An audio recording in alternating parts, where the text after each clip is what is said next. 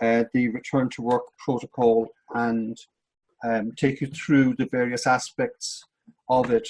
A number of you have additional questions.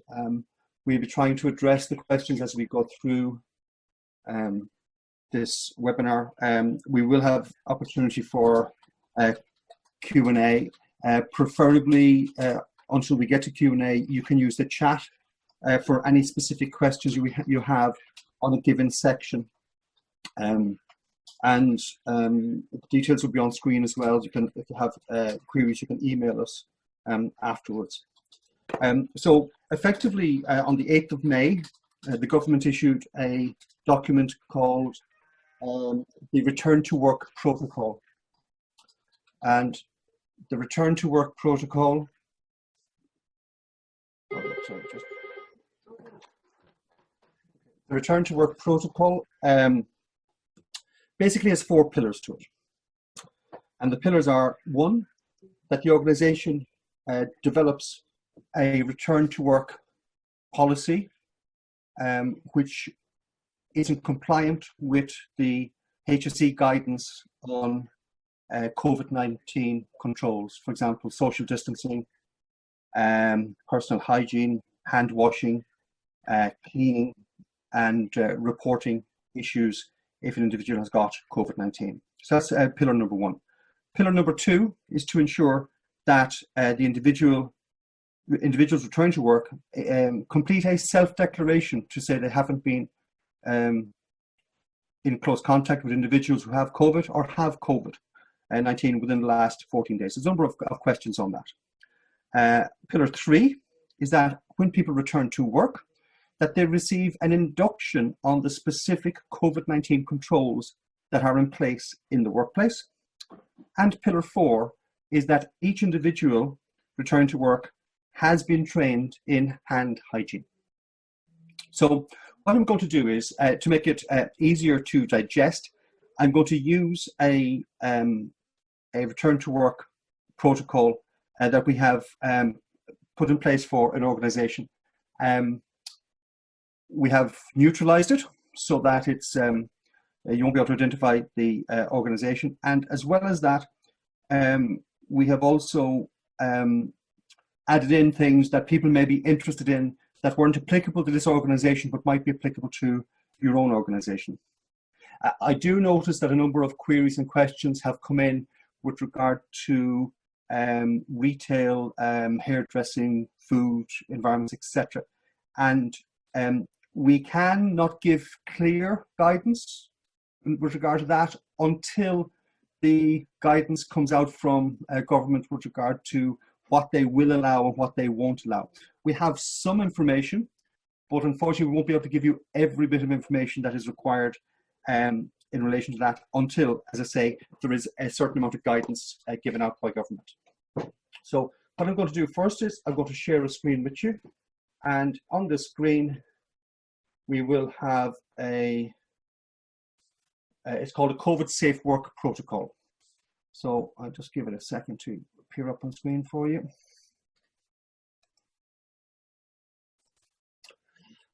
Okay, so I'll minimize the screen a bit so we can maximize the screen for you. So, and this, again, your company logo, what we hear. So COVID-19 Safe Work Protocol. We're calling it a Safe Work Protocol because it isn't just a return to work protocol. It's a return to work protocol and how you are going to ensure that you maintain the COVID-19 controls in place throughout work as things progress.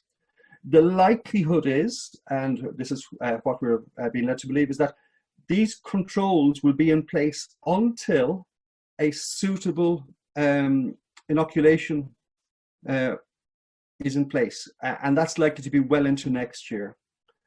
The other thing that's important to note is that the likelihood is that the guidance from government is likely to change, and changes will have to be reflected on your protocol as they come out.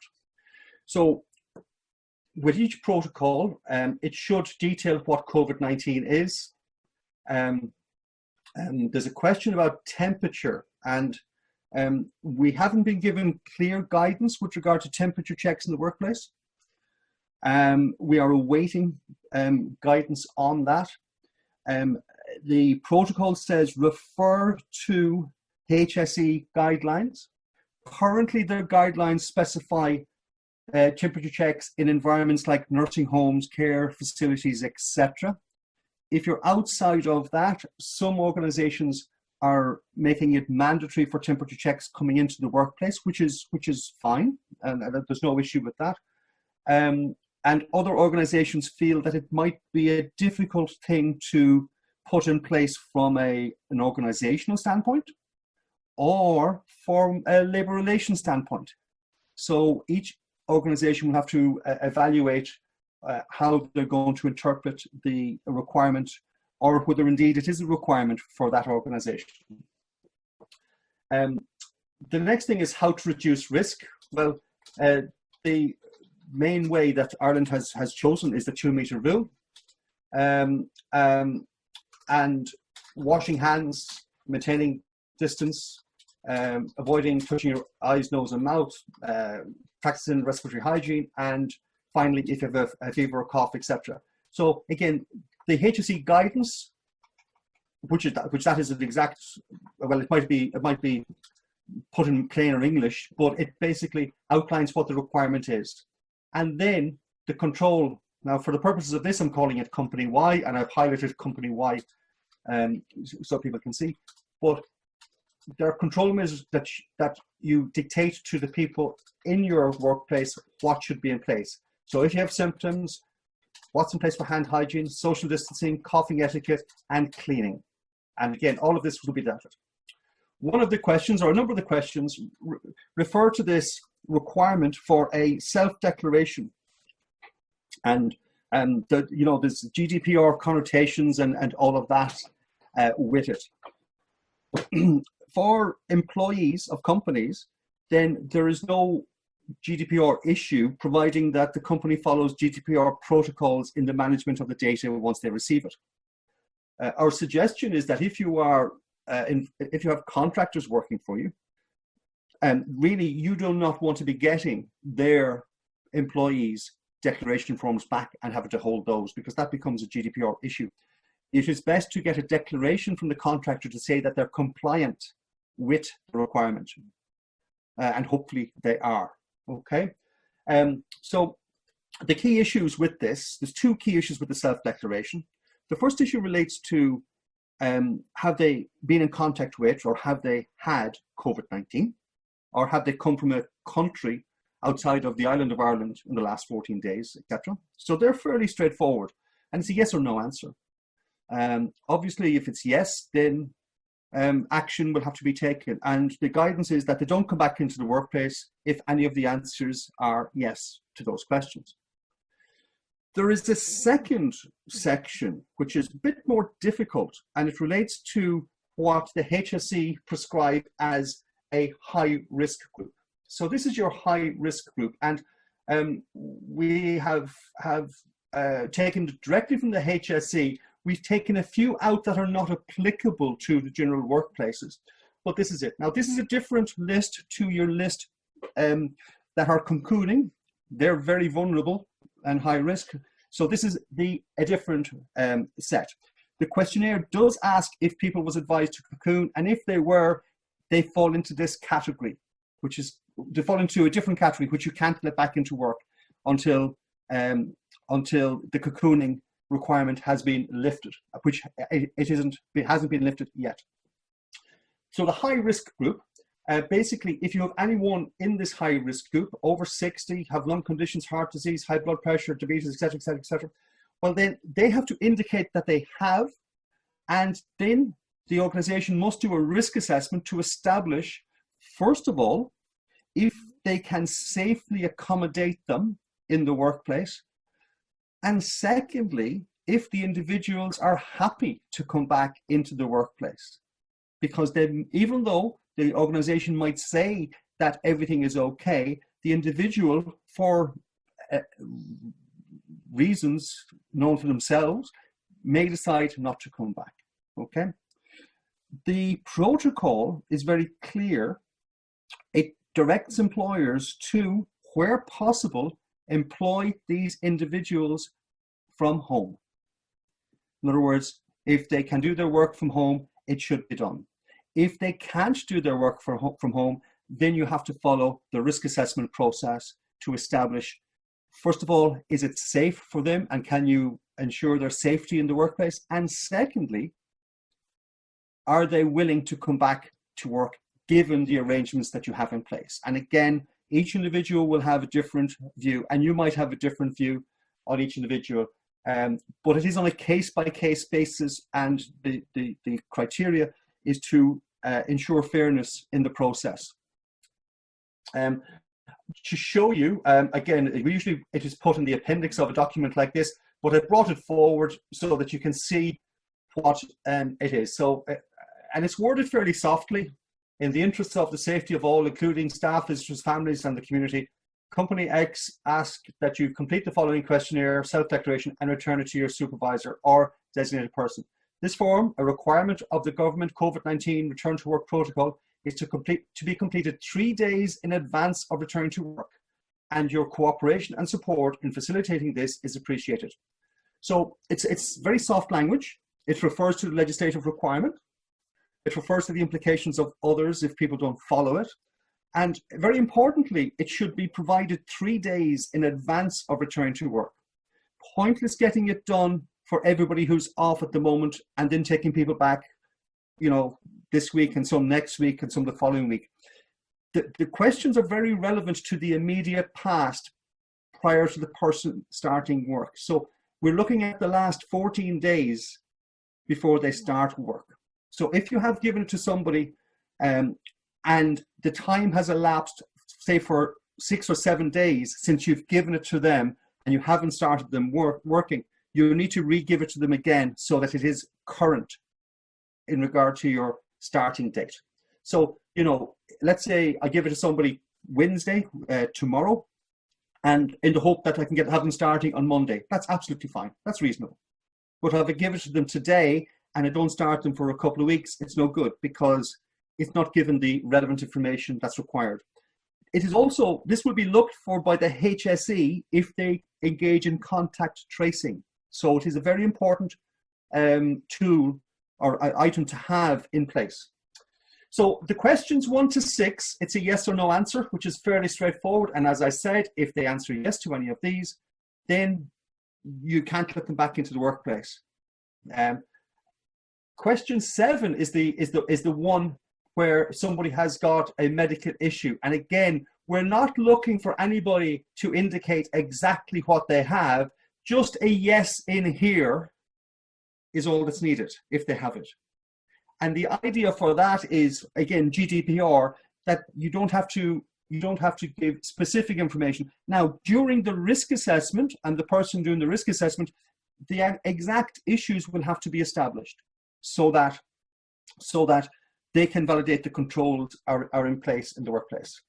And again, the declaration here is, I confirm that I have responded to the questions above truthfully based on my current condition, and I commit to advising company Y and excluding myself from attending the workplace if the situation changes. For example, if the answer would change from a no to a yes in any of the above.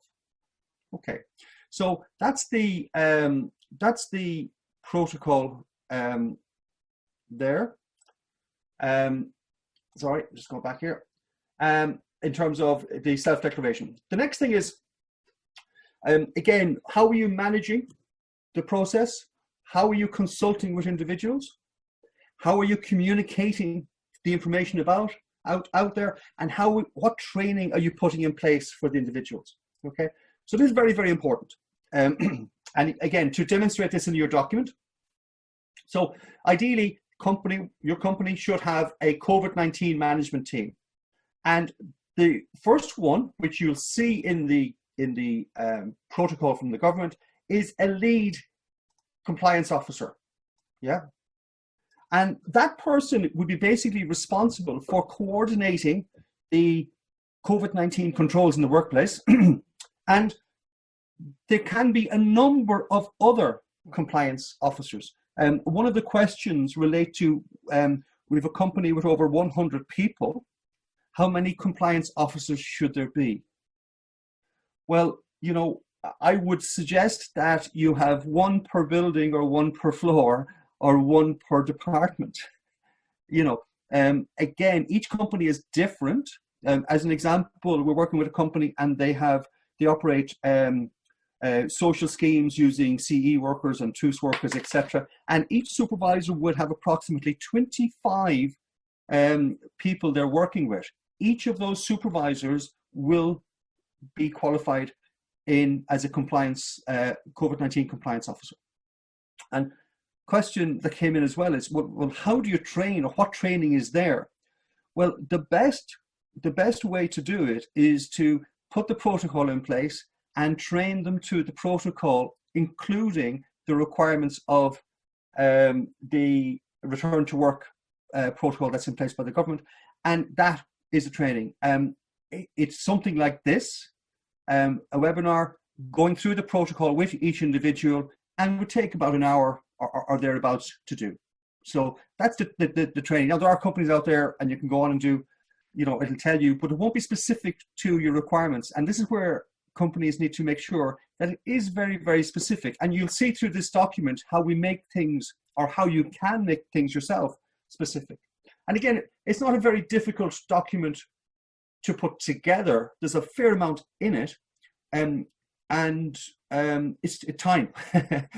That's the key. You just need time and a certain amount of knowledge. So here we have the lead compliance officer, and here we have a number of compliance officers. And again, we put their name and email and contact number in there. There is a requirement for a workers representative, very similar to a safety rep, or, you know, but it's someone who can represent the workers and their views. And then you need, I suppose, assistance from external if you need it. If you don't need it, you could have your own internal occupational health, safety, well-being advisor internally, or you could have someone nominated. But for this company, we support them externally. And the whole objective of this is to ensure that company-wide, that their protocol is fit for purpose, which is very important. And secondly, that it can be implemented effectively. It will require amending as things change. Consultation is very, very important. So that the management team and others are consulted during the development of it, and that there is appropriate involvement of all stakeholders. So we class stakeholders as internal stakeholders and external stakeholders. Internal stakeholders are management, senior management, supervisors, and staff. External are subcontractors or contractors coming in to do work for you, entering the building. And again, they need to be aware of the protocols as well. There is consultation which occurs at induction, which I'll go through now in a second. So communications, how do you communicate? Well, first of all, you produce the safe work protocol, and that's issued out to all stakeholders. Again, it should be issued out first of all on a consultation basis for comments, questions, queries, and any comments, questions, queries that come back, if it necessitates an update of the protocol, and if it's applicable, then that's fine. Sometimes through the consultation process, there may be unrealistic requirements or requirements that might breach the protocol. So again, they have to be dealt with correctly, and the person informed as to the rationale why something's excluded or why something is included in the protocol. Regular updates on COVID-19, and that can be emails or that. A safety notice board, it's very simple. A safety notice board is a very simple thing. You know, it can be in the canteen or reception area, but it's where you can post information. You know, the latest bulletin, the latest guidance or minutes of meetings or whatever the case may be. And in this document, where I've put the question mark, you know, you put an exact place out. Well, it's located in the canteen on the first floor, or it's located in this office, it's located there, and that office is located somewhere else. The COVID-19 induction, done with all employees. So this has to be done with all employees on returning to work. And again, basically it's a run through of the protocols that have been put in place. There are webinars like this that provides updates and opportunities, and most of these webinars are free. Well, they should be, most of them are free, and it's just providing advice and guidance on it. A direct communication, again, we're talking here, direct communication with staff could be email or video conference, yeah. We talk about external stakeholders, safety signage. So there's a requirement for safety signage, and please stick to the color codes associated with HSE. I've had different organizations coming in with different requests for, can we use red and white writing? Can we use blue and white writing? No, stick to the colors that are there, which is, you know, I'm slightly colorblind, but it's a yellow-ish color with black writing, yeah. And there are lots of options out there. If you don't stick to that signage type, then you're actually diminishing the effect of the sign and watering it down, for want of a better word. Hand washing posters at hand sanitizing stations, which we will talk about a bit later on. 2 meter distance signage, you may need that if you're in retail, or you may need that in a canteen area if you have a lot of people coming into a canteen. And you may need flow directional signage, walk this way. I've some examples of signage in the document for you, which we can go through. Access to internal or external support, which we'll talk about, and then access to information. You know, as always, we don't want to be, and companies, you know, want to reference where the information is coming from, or give staff the option of looking it up for themselves. And the 3 sites that we advocate are, firstly, the HSA, who are maybe a little bit behind in terms of their guidance on this, as they're deferring to the HSE. Then you've got the HSE section on COVID-19. And then you've got the Health Protection Surveillance Centre. They're the people who advise the HSE and the government on infection control protocols, etc. So there, you can add different links in there as you want, really. The training. So we divide training into 2 categories: what is mandatory stroke required, and what is additional or optional, or you know, we would like to have in place. So in this case, there are 2 mandatory requirements. The first one is that individuals do a safety induction, and the second one is that hand hygiene is done by all employees. There are the 2. Okay. Our clients, we're providing hand hygiene for free. It's online, 25 minutes, certificate at the end, and it isn't just about COVID-19. It actually addresses normal hand hygiene issues, which is quite good. Okay. Compliance officer training, that has to be done, and then you've got general webinars and one-to-one webinars and managing well-being training if required. Okay. So again, safety induction, the hand hygiene, and the compliance officer, they're all listed in the protocol, government protocol for training. And again, you can manage those quite effectively. And the induction is the biggest hurdle, really, the induction one, because there's a bit of information to go through on that in telling them about their workplace and what arrangements are in place. Again, there's been advice that we try not to have signing of forms and things like that. You know, so signing attendance forms. You know, what we're advising people is, I completed an induction with Mary or Tom today, and I emailed them, listen, following on from our induction, you know, this is the thing, you know, here's a copy of the protocol that we discussed. Have you any questions? And that's confirmation that the induction was done, and that would be deemed as reasonable.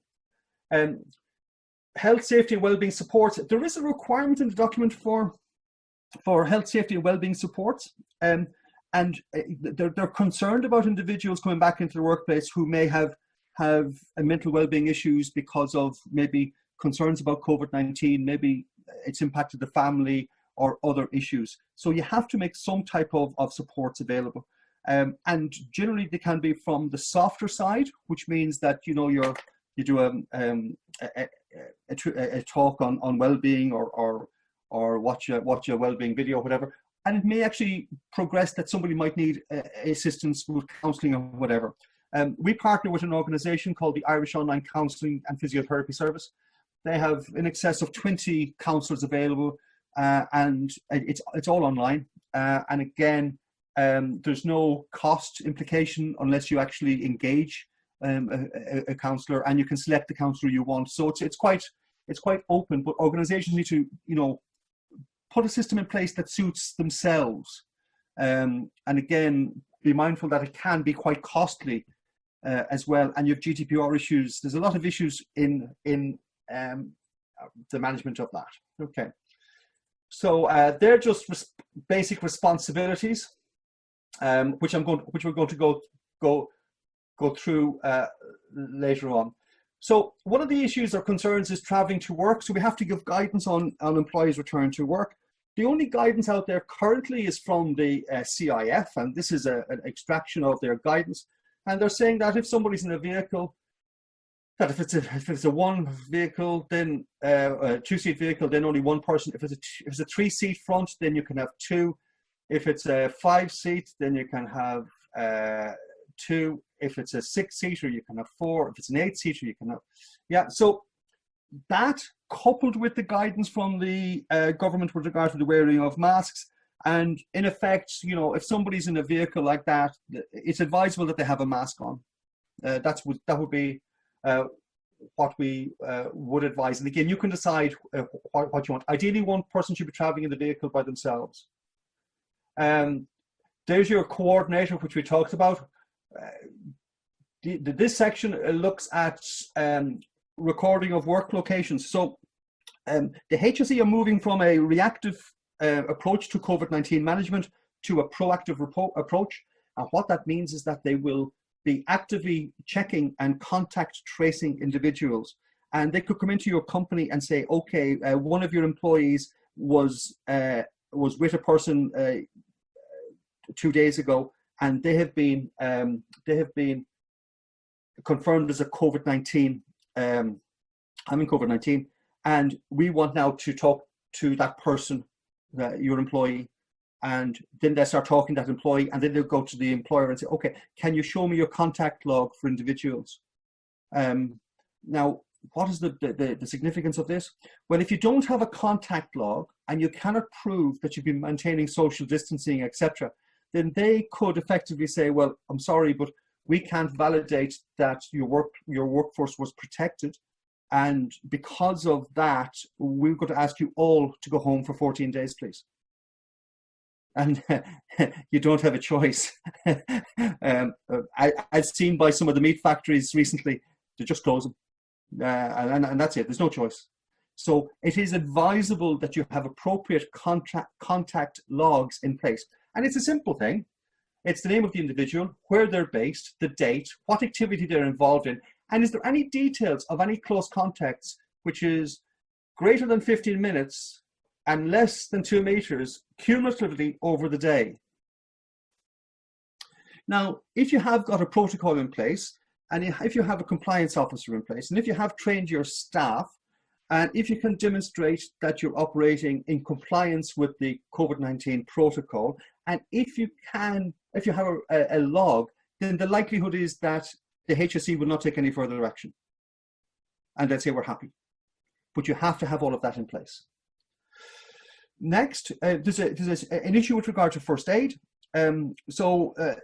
First aid is a requirement in the workplace, and there are individuals who have first aid, and they may be concerned or worried about having to treat somebody with first aid, given that they may have COVID-19. So there is a little bit of a top up with regard to training. It takes about half an hour. We were doing it at 9:30 this morning with a group, and it just puts them at ease and goes through the protocol, etc. And again, it's important that that's done, and also the first aid kits. So the big change is that you need surgical masks. So something like this mask here, you need a number of them in your first aid kit. You need gloves, and you need hand sanitizer in your first aid kit.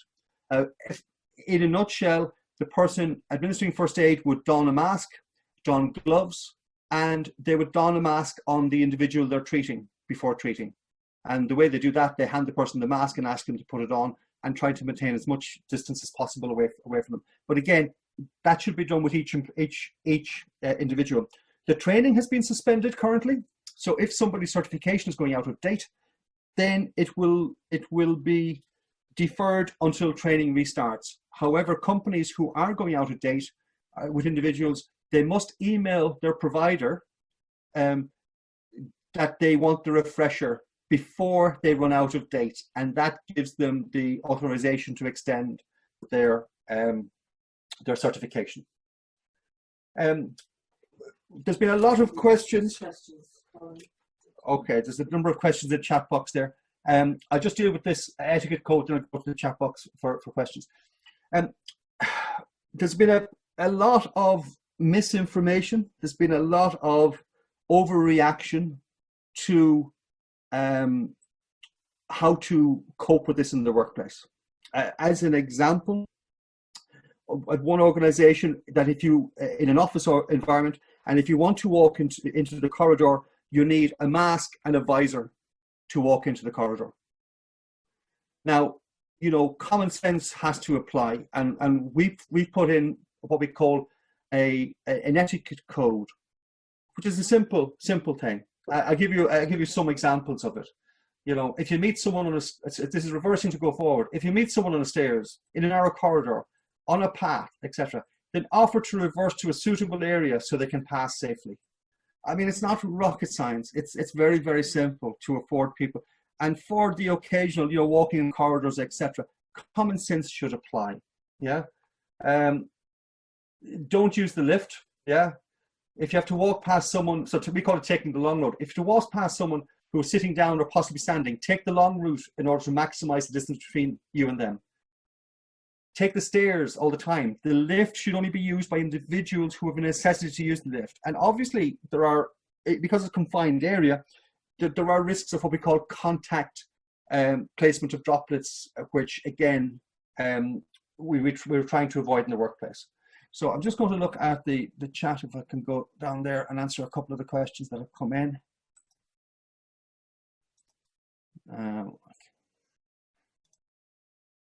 No, Colin, can you ask the questions, because I can't get into chat there, please. Unmute yourself. Hi, Paddy. Am I right in saying that only individuals with a BMI of less than 40 should be categorized in the at-risk group? Only individuals with a BMI of less than 40 or greater. Sorry, great. Okay. You know what? It's a very dangerous subject, talking about people's weight and trying to categorize someone as obese and clinically obese, etc. Again, we didn't put the guidance in there. That's from the HSE, so we have to refer to the HSE, and on an individual basis. I would be reluctant to put in a BMI into the document. If somebody ticks the box and say they are, that's fine. If they don't, then, you know, I wouldn't go down the road of trying to categorize. It's a very difficult question, because the BMI is up for debate even between clinicians. So again, we're not going to actually enter that field of argument or discussion, because it's just a minefield. The next one, Paddy, is we have 39 businesses based at our premises. Should we ask them to complete a self-declaration like a contractor? Okay, so you have 39 businesses based at their location. So in other words, they'd be like a hub or something like that. Okay, so in that case, the responsibility of the landlord is for the landlord and their employees and their common areas. The responsibility for each of the tenants or licensees is with themselves for the management of COVID within their office, for the employees, etc. I would not be asking for declarations for all of them to come back to the landlord. It is up to the employer to manage that themselves. However, the landlord could ask for a declaration from the tenants or licensees, and that declaration would form part of an overall declaration with regard to COVID compliant. One of the lines which would be, I confirm that all of our staff have completed a self-declaration in compliance with the COVID-19 protocol 3 days prior to returning to work, and that would close that out.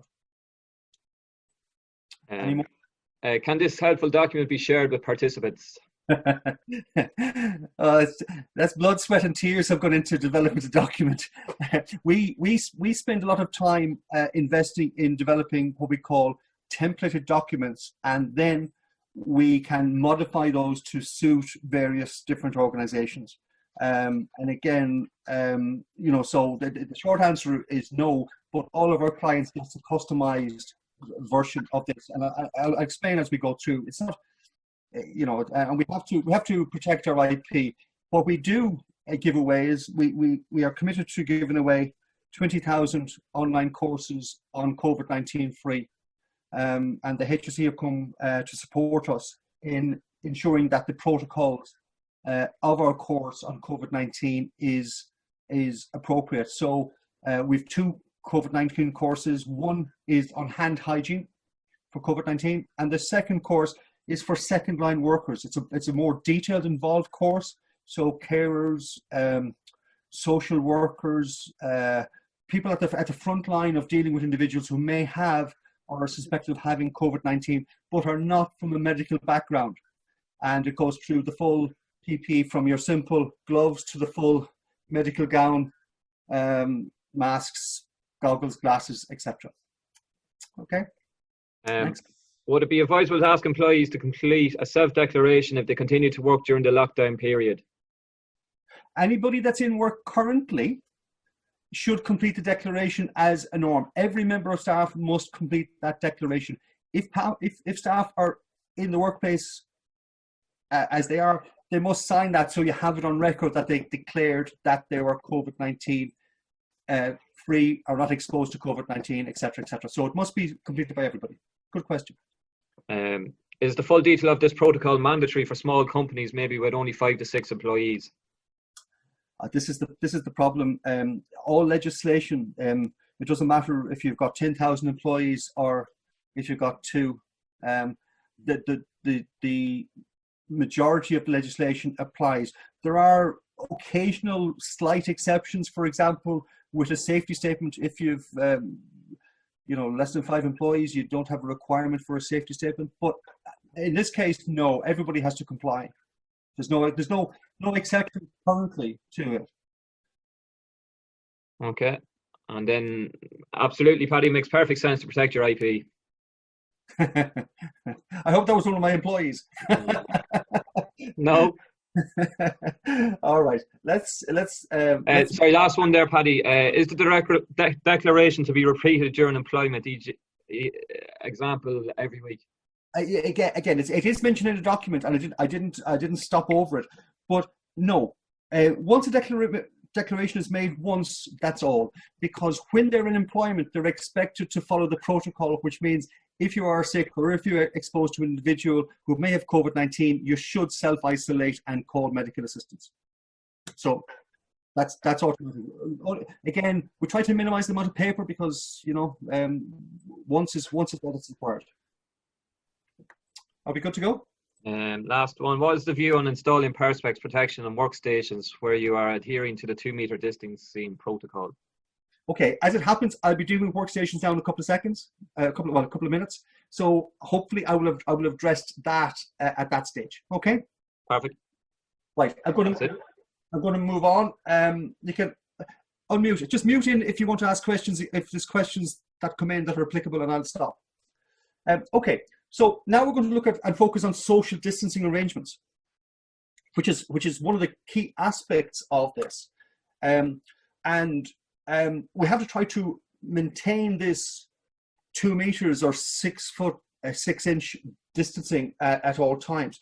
Now, the protocol does mention that if you can't maintain it, you should put up a perspex or some type of barrier. And I would explain the sentiment of that. People are sometimes misinterpreting it, but I'm trying to do it as I go. So most people may have a reception area where they meet people, and in the reception area, it is difficult. And I've just put stock photographs in here as opposed to individual location photographs for you. So it is difficult to minimize the distance, or to ensure the 2 meters are kept, because you're not in control of the individual. So a perspex screen is a requirement if 2 meters cannot be maintained. And you've got someone coming to reception, even though you might have a mark on the floor, stand here, and you'll see it when you're shopping, where people have got a line on the floor, and yet they'll come right up to the counter. So again, that is in place. Obviously, if there's financial transactions, then you have to have access for a card machine, etc. And there are protocols required for the management of that and the hygiene controls. Okay, here's an example again, and this is a chemist where we have screens and people can do the transactions, but the staff are protected. Again, the objective is droplet transfer. Now, if there was someone sitting behind here, that glass is probably too high to protect against droplet transfer. So it would have to be dropped down lower to afford the safety of the individual. Individual might want to stand behind or sit behind the desk, and they may want to put on a mask. And again, that's a personal decision. You do or don't have to. So here we have what we call the extreme. So if this is what we're facing into the future, which is sitting in a restaurant, trying to maximize the seat capacity of the restaurant and protecting people by putting up screens. First of all, that does not work, and that is not applicable and not acceptable. You can't do something like that in the workplace either, for example, to increase the amount of people in a room for desk space. It's a no-no. You can't do that. Yeah. Simply because whilst it might offer a certain protection, between the person in front of you, who's probably going to be a friend of yours or whatever, but from the side, if someone is sitting here, we can interact with this individual here, and it's not that practical. Hairdressing. This is probably, again, we don't have a definitive guidance on it yet, but this is probably the likely method that hairdressing will be done into the future. Those of us that have a requirement, or those of you who have a requirement to get your hair cut. Okay.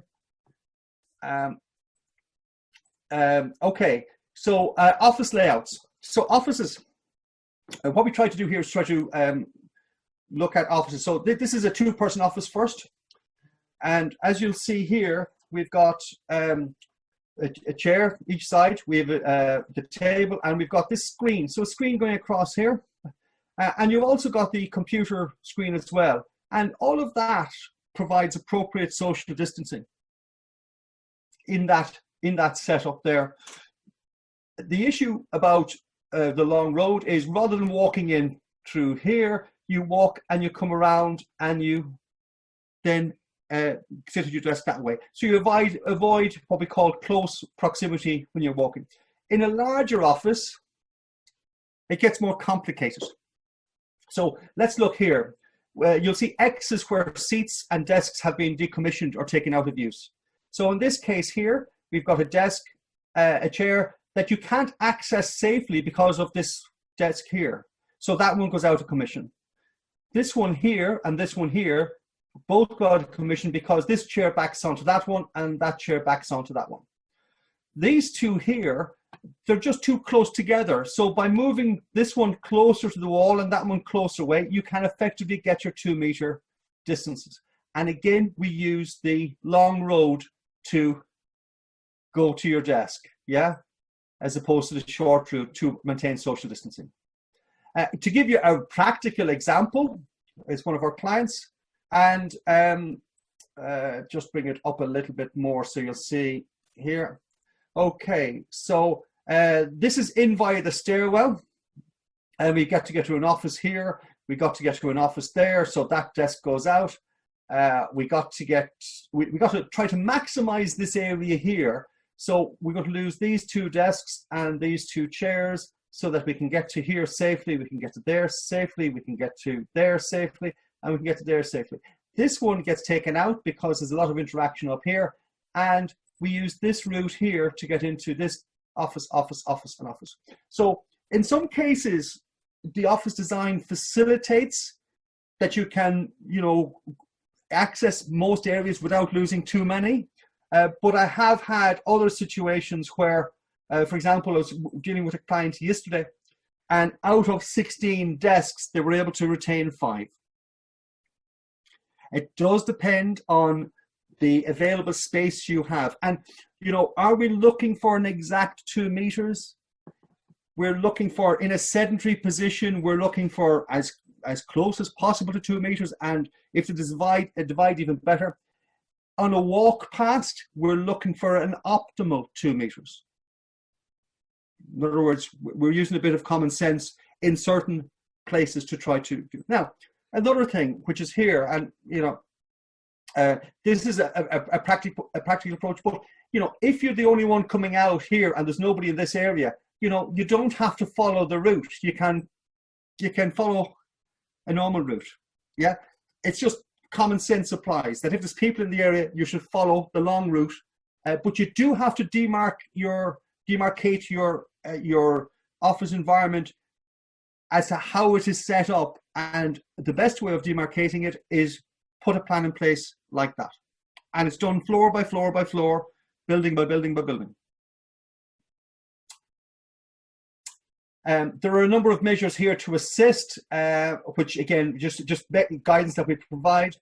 And again, where 2 meters separation cannot be put in place, install physical barriers. Yeah.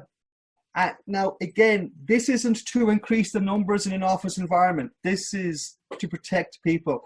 The guidance actually says that we should be trying to stagger the amount of people coming into the workplace. We should be trying to have people working from home where possible, So again, we're not trying to maximize. We're trying, and it wouldn't be seen as good practice to start putting perspex sheets between desks to try to maximize the amount of people that can fit in.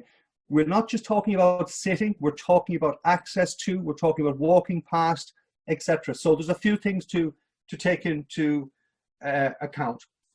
And again, we just make a note on the wearing of masks, which is the guidance came out during the week on the wearing of masks as a voluntary thing. And again, it cannot be substituted for the fact that good hand hygiene, respiratory hygiene, etc. comes ahead of that. Canteen protocols, again, if you've got a canteen, we try to stagger the amount of people. We try to stagger breaks, etc.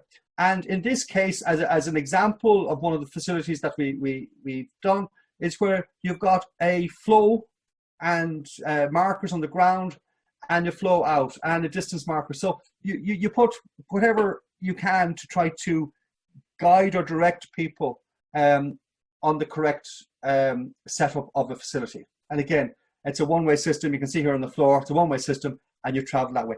Now, you have to induct people on it to inform them, tell them, and then the COVID-19 compliance officers will be supervising that.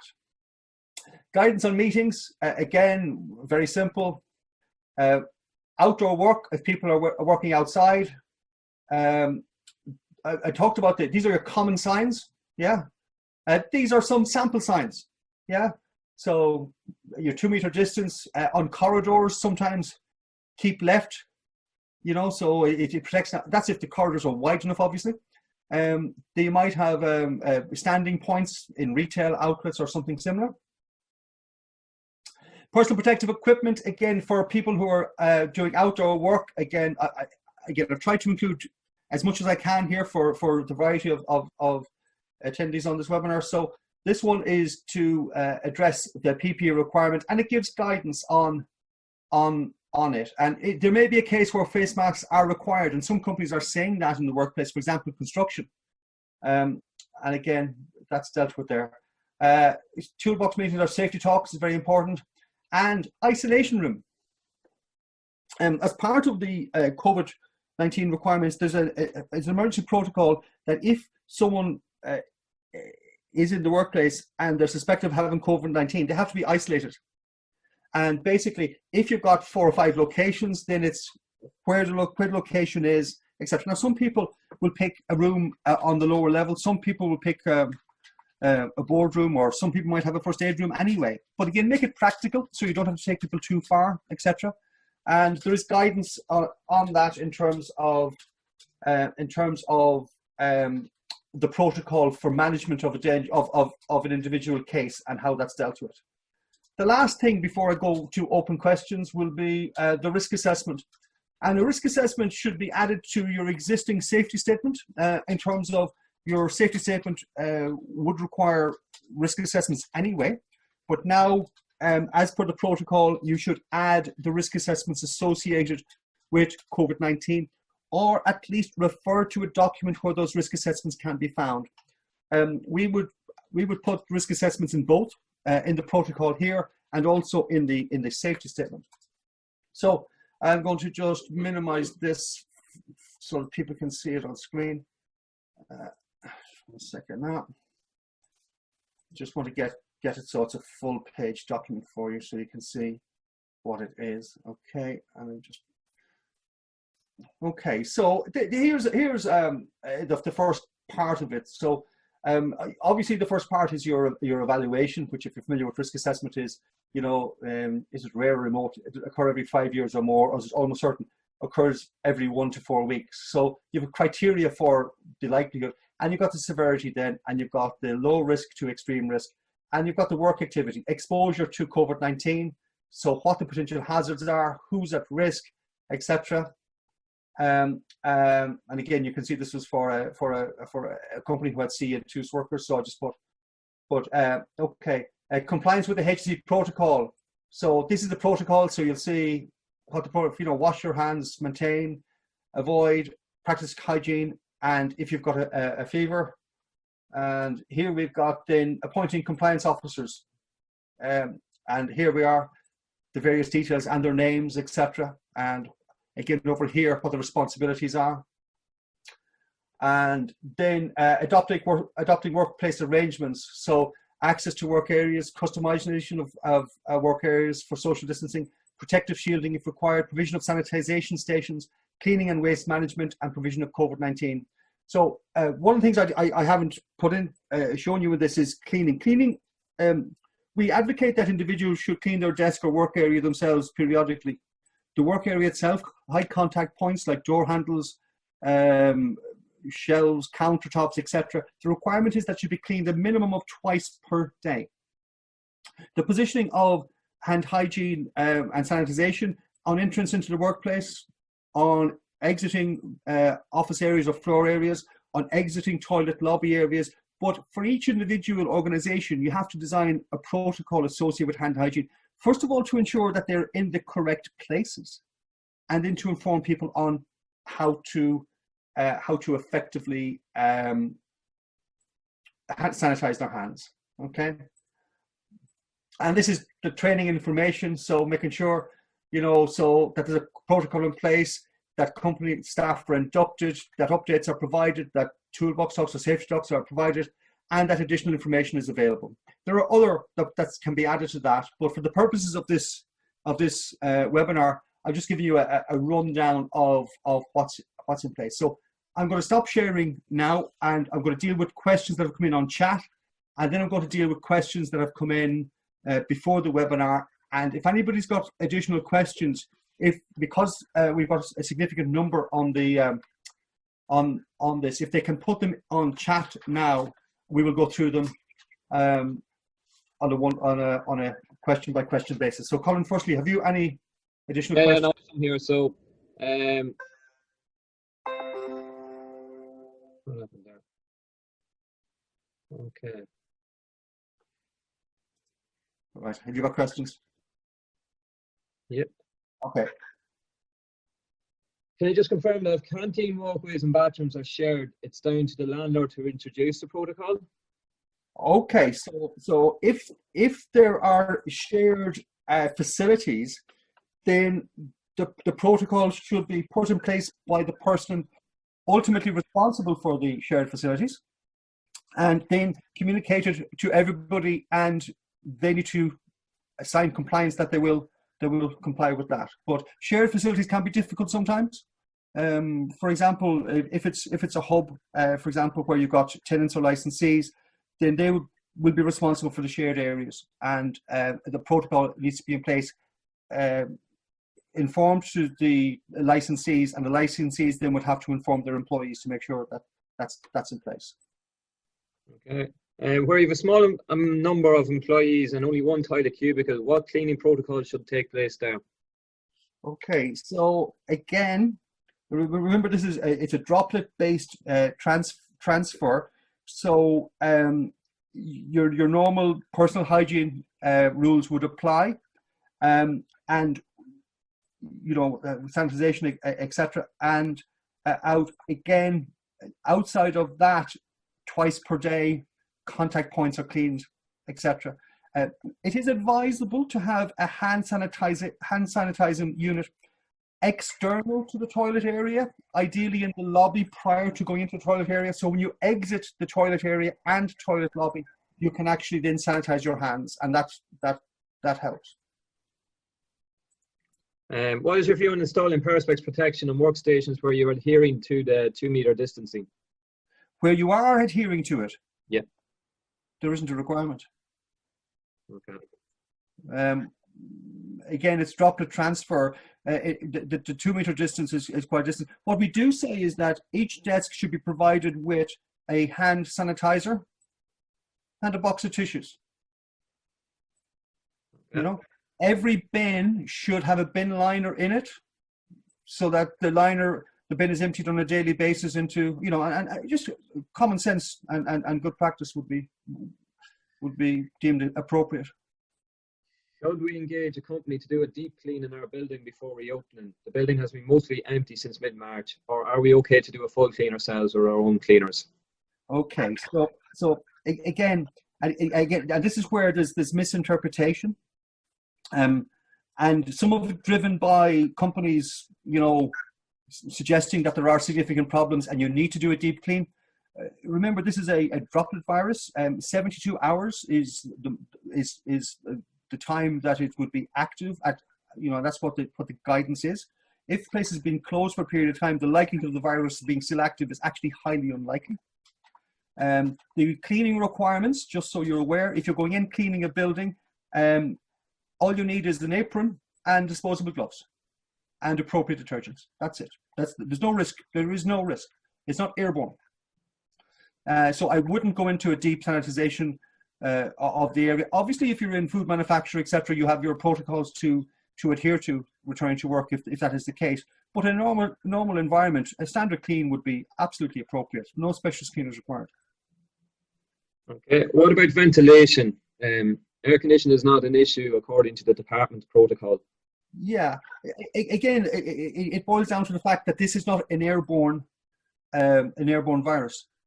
So even in the medical field, it only becomes airborne on certain highly complex medical procedures.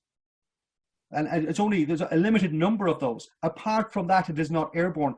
All they're worried about is droplet transfer, which is through a cough, through a sneeze, or through a contact. So you contact a surface, and that's how it's picked up.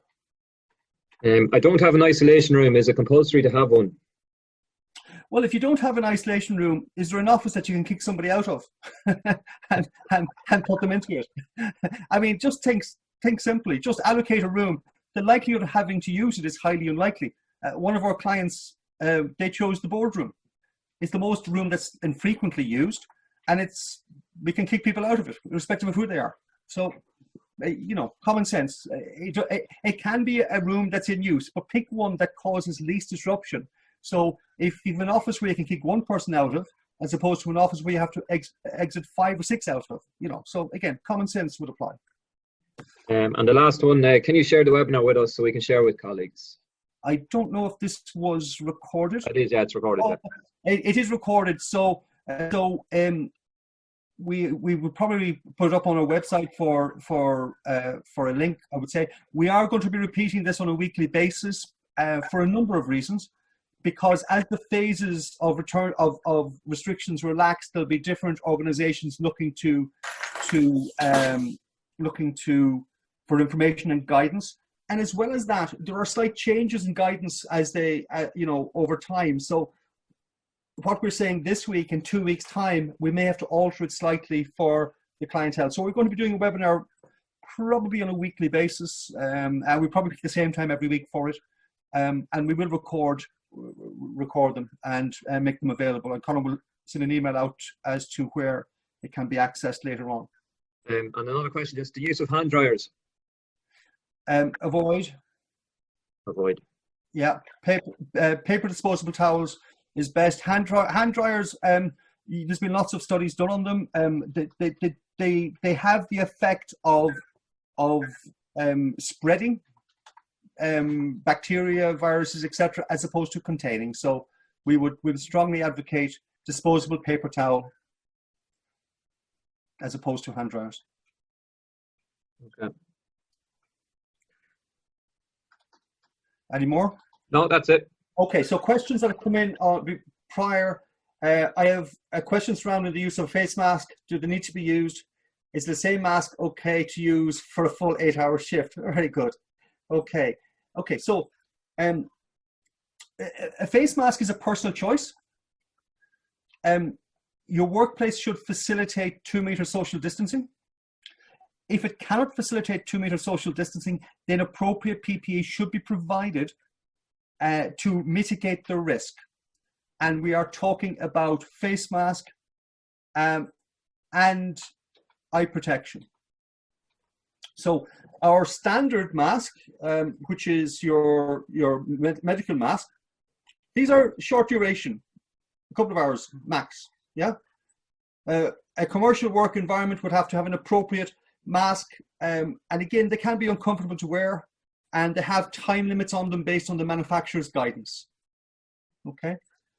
The next question is, what needs to be done where employees can't social distance at work? Again, that's the answer. You have to mitigate by putting appropriate personal protection controls in place for them.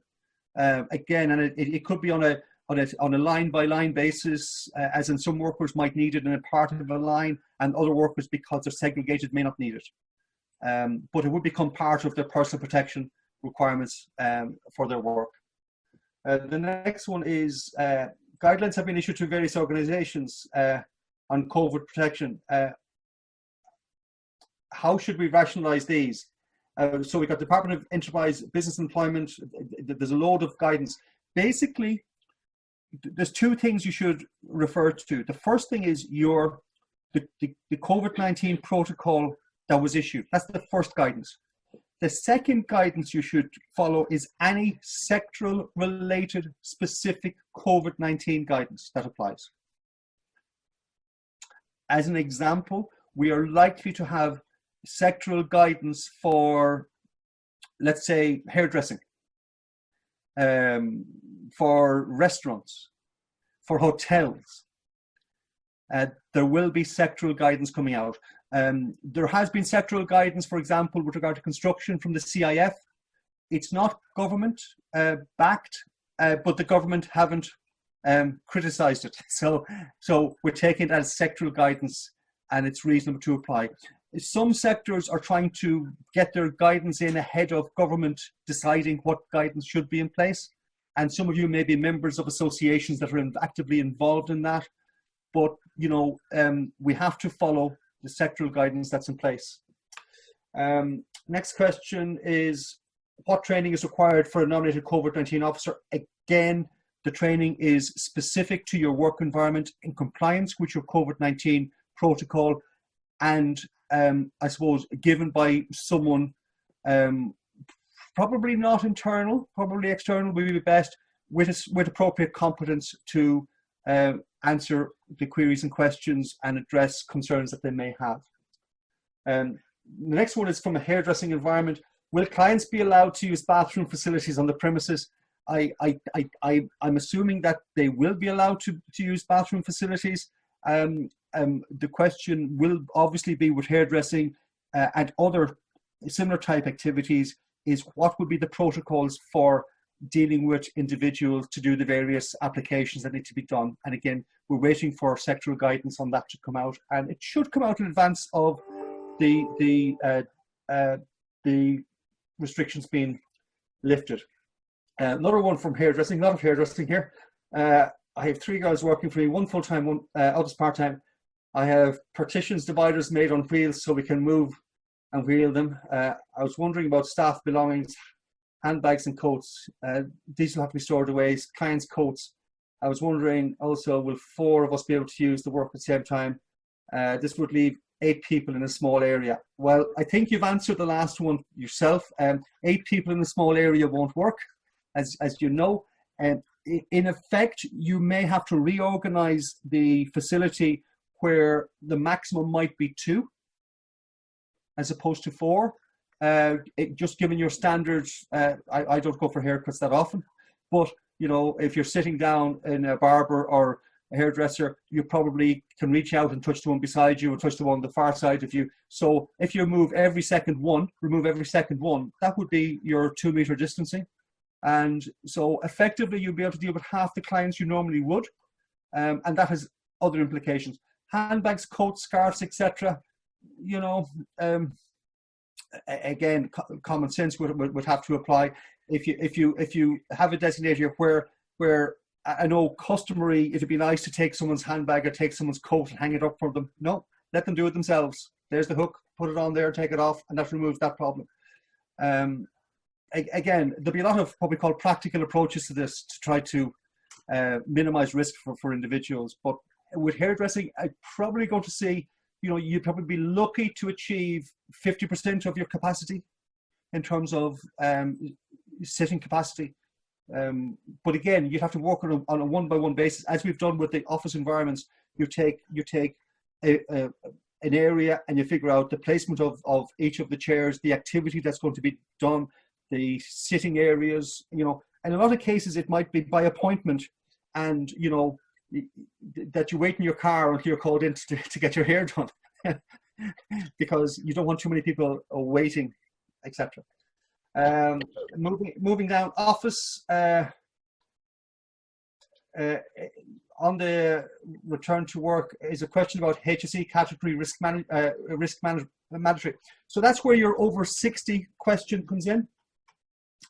Someone who's over 60, or they've got a high risk. Yes, it is mandatory. We have to do it. Any GDPR implications? Absolutely. The company has to maintain the information in accordance with its GDPR policy, and the less people who have access to it, the better. My understanding is that if you have diabetes or if you're over 60, it is your responsibility to determine whether or not you can or want to go back to work. Well, as I said, if you fill out a form or you're in receipt of a form where an individual answers in the affirmative, i.e. answers yes that they have or are in the high risk category, then a risk assessment has to be done of that individual. And the first part of that risk assessment is to, well, the first thing is if they want to if you want them back at work and you can't employ them at home, you have to do a risk assessment. And part of that risk assessment is the suitability of the workplace. And another part of that risk assessment is, are they willing to come back to work? And it is their choice at the end of the day. If they feel that it is unsafe for whatever reason, then they have that choice and right to do that. And they would have to go on and talk to a doctor to get an appropriate cert and validate them as being off work. And that's the way that would work. Okay. Where are we now? Temperature checking for employees. Can this be done by employees at home even before they come to premise? Absolutely. Again, we would advocate that people self-check if possible. Is 2 meters enough in a small office? Employees asking you about virus remaining in the air. Again, the virus doesn't stay in the air. It's a contact. It's a droplet. It goes to a contact surface, floor, desk, or something like that. So again, providing that you maintain the 2 meters at the desk and you use appropriate protocols in terms of access to your desk and away from desk, it shouldn't be a problem. not sure if this is covered, but just wondering, how would you recommend getting staff safely to work on public transport? Very good. So again, the government came out with a guidance with regard to masks, and it's a voluntary guidance. So in other words, they're saying that you may decide to wear it in certain circumstances. There are parts of that voluntary guidance where they say it would be beneficial or optimum, or in actual fact, probably preferable to wear masks. And they are places like public transport. So public transport, in a car with a non-family member that lives with you, it would be advisable. Even actually going shopping. It's a place where, let's say you go to, Super Value, Aldi, Lidl, or Centra, or wherever, and, you're mindful of social distancing, and you're walking through, and you notice that other people may not be mindful and may encroach on your space and not care. So that's an area where you can't maintain, or aren't sure you can maintain, social distancing, not because of your issue, but because of others. And there, it may be advisable to wear a mask. In some workplaces, people might, for their own comfort, decide to wear a mask. It is a voluntary, personal decision. Where are we now? We're on to office environment. 18 people in our office, 5 in the office at present. The government advised that we should not be sharing cups, etc. So each employee have their own cup plate. Yeah. Again, I go back to the dishwasher, and the dishwasher will remove any issues, even at the low temperature settings. Yeah, I wouldn't worry. Your standard, use a good detergent in the dishwasher, tab or whatever, and it shouldn't be an issue. If people have concerns, that they can use their own, but it's not an issue. Next, in retail, we have a website active for 3 weeks now. We can open shop on a click and collect basis only from now on. No customers will be crossing the threshold of the shop during this time till the 8th of June. After the 8th of June, I have directions on the floor, signs all over the place. Yeah, again, be sensible with signs. Just plastering them all over the place doesn't necessarily mean they're effective. They need to be effective. Where are we? I have a 1,000 square foot shop. How many people can I have in at one time? Okay, so again, what you have to establish is, how are you going to set up the shop? How are you going to set up the stock? What are the width of the aisles? Yeah, is there a flow that you want people to follow in the shop? Yeah, and based on that, then you can decide how many people come in, and then you're going to have a process of allowing people in and not allowing people in. If anyone has been to Woodies or B&Q yesterday, you see the difficulties they have with the management of people starting to shop. It's likely that people are going to be mad to get out shopping again. So you have to have appropriate controls in place. I have one staff with an underlying issue. When shop officially opens, do I need to request anything or give them? So again, I've talked about that, what should be in place. The next one is, I would like to know what my responsibilities as an employee are when I am in the workplace. As an employee, you've got to follow the protocol that's in place and follow the HSE guidelines on, hand hygiene, respiratory hygiene, maintaining social distancing, and self-isolating if you have symptoms or you've been in contact with somebody who has COVID-19. Just want to make sure I don't miss anything. That's fine. I'm interested in hearing about wearing of face coverings and employees' representation. So face coverings, I've talked about. Employee representation. It's important that the company has an employee who can represent the staff and the views of the staff, which is very, very important. And again, that should happen in all organizations, and it's part of a requirement under the existing legislation that's in place anyway. Okay. That's all the questions that come in on pre the webinar. Any more, Colin, that's come in? Yeah, there's a few. There was one there, maybe Legionnaires. Did you see that one? No? Okay, so Legionnaires is a big issue, and that has to be managed in accordance with the existing Legionnaire legislative requirements that's in place, and people should have disinfectant and Legionnaire protocols in place if that's in their workplace. So that's that. It was specified for idle buildings. Idle buildings, the risk with Legionnaires is static water. So basically, when you go back into a building, the water has to be run at hot for a period of time. And again, you need advice on that, which we can give, and it does depend from building to building. Okay, and just for your information, there's a European guideline for ventilation AC systems, REHVA. Yep. And then, what if a high-risk person wants to come back? Yeah, if a high-risk person wants to come back, and you, as an organisation, feel that you are managing their COVID-19 controls effectively for them, then that will be detailed in the risk assessment, and they will sign acceptance that they're happy to come back given the controls, and you're happy to take them back. That's how that's done. Okay. Can a company mandate the wearing of face coverings in the workspace as a mandatory company safety requirement? A company can do most things they want in terms of protection of individuals. There has to be obviously a logical reason behind it, and what we find is that if there's a valid logical reason behind it, then it's easier to enforce. If it's just done for the sake of it, then it may not be easy to enforce, and it may have the opposite effect. The wearing of face masks by themselves is not the be all and end all of controlling. Your four pillars, as we said earlier, which is your social distancing, hand hygiene, respiratory protection, and a cleaning regime in place in a facility, that does it. It's where you can't maintain the 2 meter social distancing that the requirement for PPE will come into place. And, mandating it for everybody mightn't be appropriate, whereas mandating it for certain individuals doing certain tasks where the 2 meter social distancing can't be maintained could be the way to go. Separate to that, you will see individuals deciding themselves to wear masks in the workplace, and you might have the opposite situation where an employer might say you don't wear a mask in a situation because it is not part of our protocol. That's a harder one because the employee is doing it for a reason, and the reason could be because they want to protect themselves, and they have every right to do that. Okay.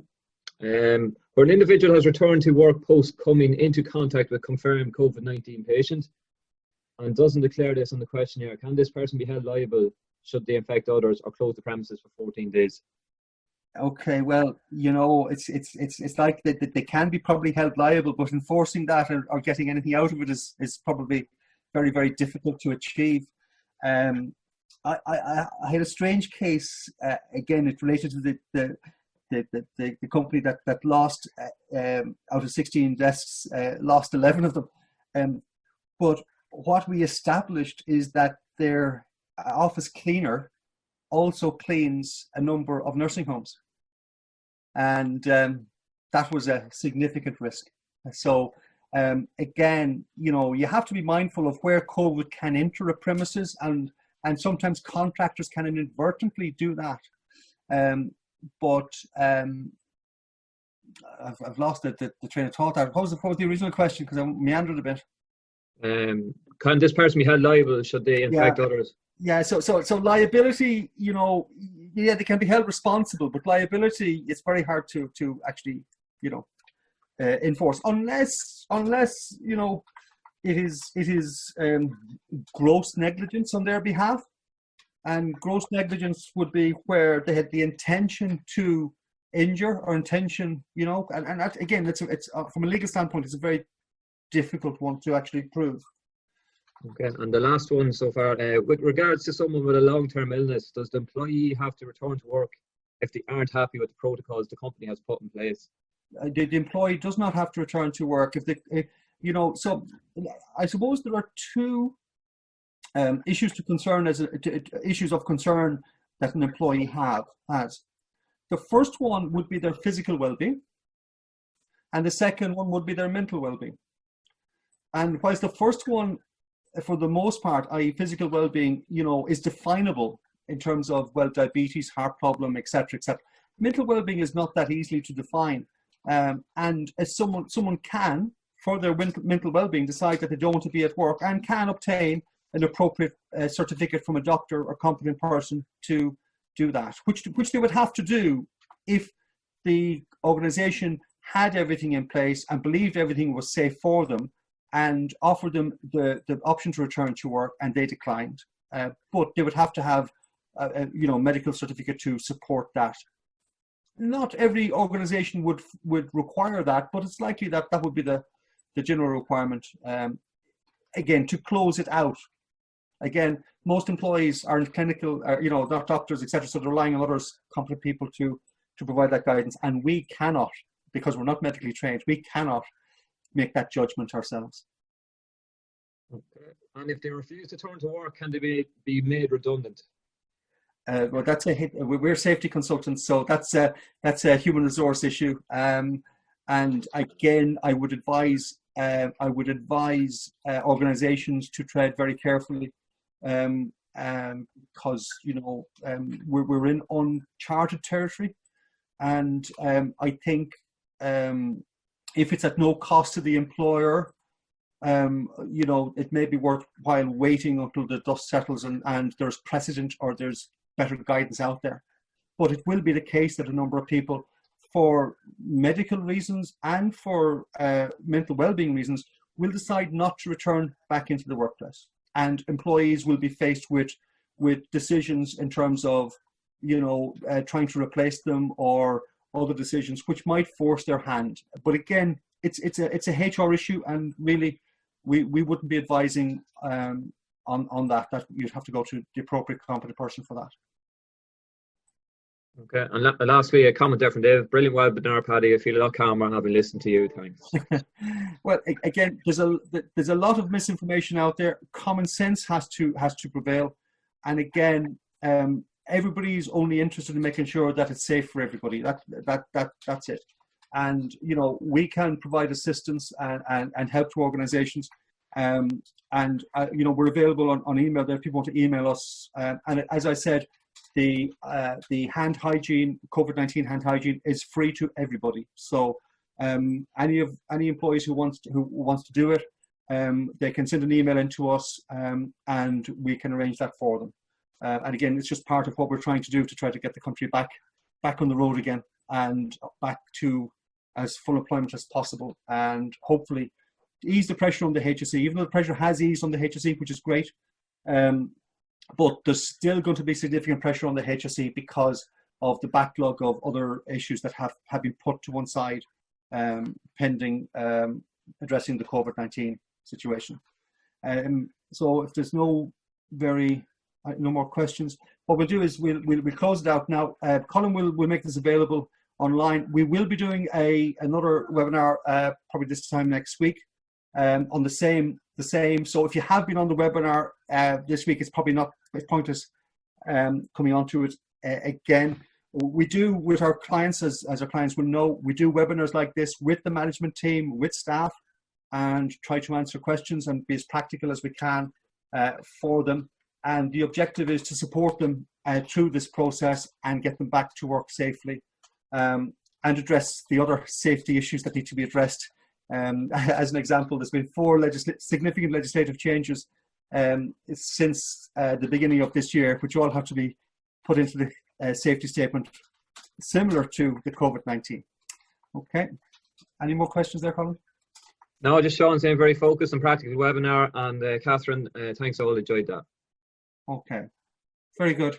Listen, thank you very much, and best of luck. And again, you have my email there if you want to send emails in to us for any queries, etc. We'd be happy to respond to you. Thank you very much. Thank you. Close it out there, Colin. Thank you.